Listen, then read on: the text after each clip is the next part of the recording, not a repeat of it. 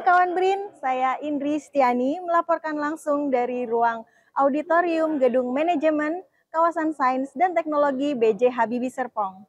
Saat ini sedang berlangsung kegiatan The Third Indonesian Russian Joint Coordinating Committee Meeting on Cooperation in Nuclear Spheres atau JCC. Kegiatan ini merupakan kerjasama antara BRIN dan Rosatom. Berikut liputannya. Pertemuan JCC merupakan tindak lanjut dari kerjasama Indonesia dan Rosatom telah disepakati sejak tahun 2006. Beberapa kegiatan yang dilaksanakan yaitu Joint Researcher, Exchange Export, maupun Joint Working Group. Berikut wawancaranya. Jadi ini kita sepakati sebagai kesepakatan yang sudah ditandatangani sejak 1 Desember 2006. Jadi ini udah yang ketiga ya berarti GCC ini. Karena di dalam agreement itu kan ada beberapa yang sudah disepakati ya antara pihak Indonesia dan pihak Rusia itu.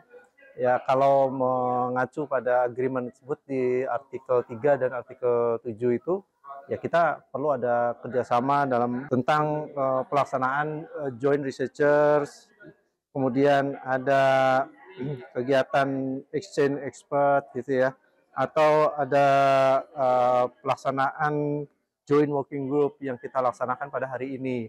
Itu salah satu hal-hal yang memang perlu kita tindak lanjuti sebagai kesepakatan bersama.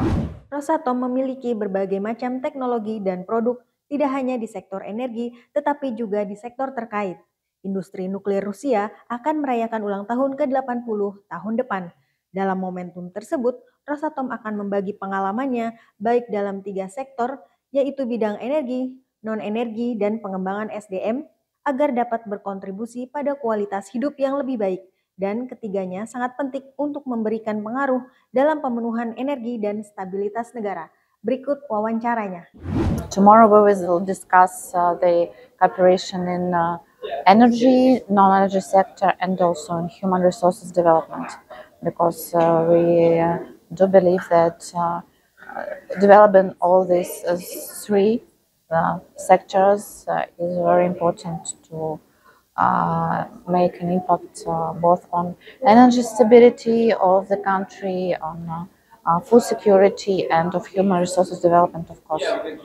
So we are happy to develop our cooperation with Indonesia with all these three main topics. Kerjasama Indonesia Rosatom disepakati menjadi 3 bentuk kegiatan. Pertama adalah pemanfaatan nuklir di bidang energi, proyeknya adalah PLTN. Yang kedua adalah pemanfaatan nuklir di bidang non-energi, yaitu bidang pertanian, pangan, dan kesehatan. Yang ketiga adalah pengembangan kompetensi sumber daya manusia.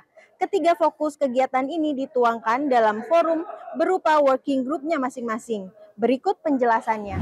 Kita dengan Rusia ini punya skema atau punya cara untuk berkomunikasi gitu ya. Yang namanya joint working group, kemudian joint coordinating meeting gitu ya. Ada JWG, kemudian ada JCC.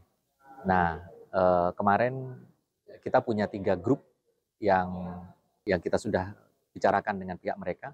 Grup pertama terkait dengan energi, grup kedua itu terkait dengan non-energi, grup ketiga itu terkait dengan pengembangan sumber daya manusia iptek. Kegiatan JCC ini juga didahului dengan pembahasan nuklir bidang non-energi seperti produksi radioisotop. Pihak Rosatom menawarkan 9 aspek dalam bidang non-energi yang dapat dikerjasamakan.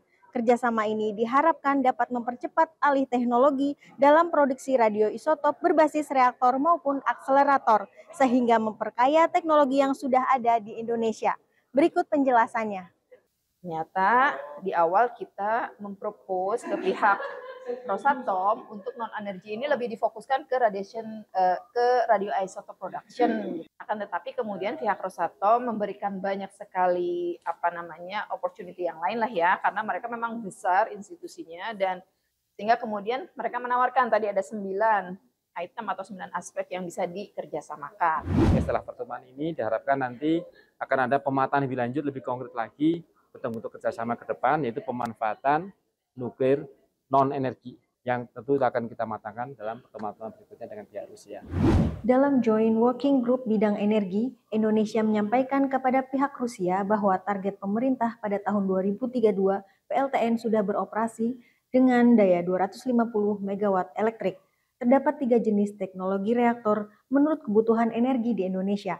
Pertama, teknologi reaktor nuklir dengan level daya Orde 1 GW untuk kebutuhan pemenuhan listrik di Indonesia khususnya di Pulau Jawa. Yang kedua adalah reaktor dengan orde Small Modular Reactor. Dan yang ketiga adalah reaktor dengan orde daya mikroreaktor atau reaktor kecil. Berikut penjelasannya.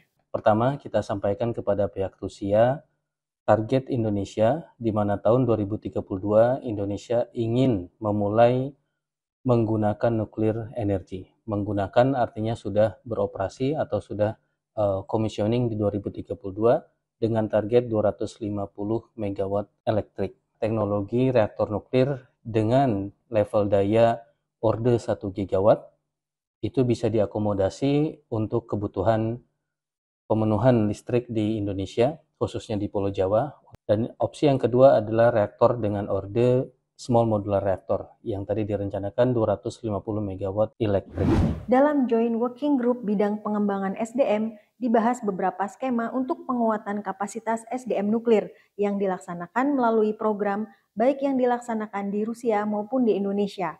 Diharapkan kegiatan-kegiatan tersebut dapat mengakselerasi penguatan kapasitas SDM Indonesia.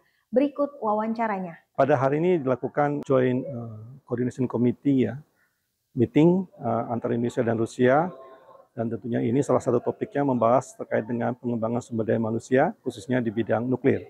Nantinya akan dibahas beberapa skema-skema atau program-program ya yang terkait dengan penguatan SDM nuklir. Dan saya kira ini akan bisa mengakselerasi ya penguatan kapasitas SDM nuklir kita, bekerjasama dengan Rosatom khususnya, ataupun dengan negara-negara lain. Kawan BRIN, demikianlah liputan kegiatan The Third Indonesian-Russian Joint Coordinating Committee Meeting on Cooperation in Nuclear Sphere atau JCC. Saya Indri Stiani, mewakili seluruh kru yang bertugas pamit undur diri. BRIN TV, TV Riset, Zaman Now.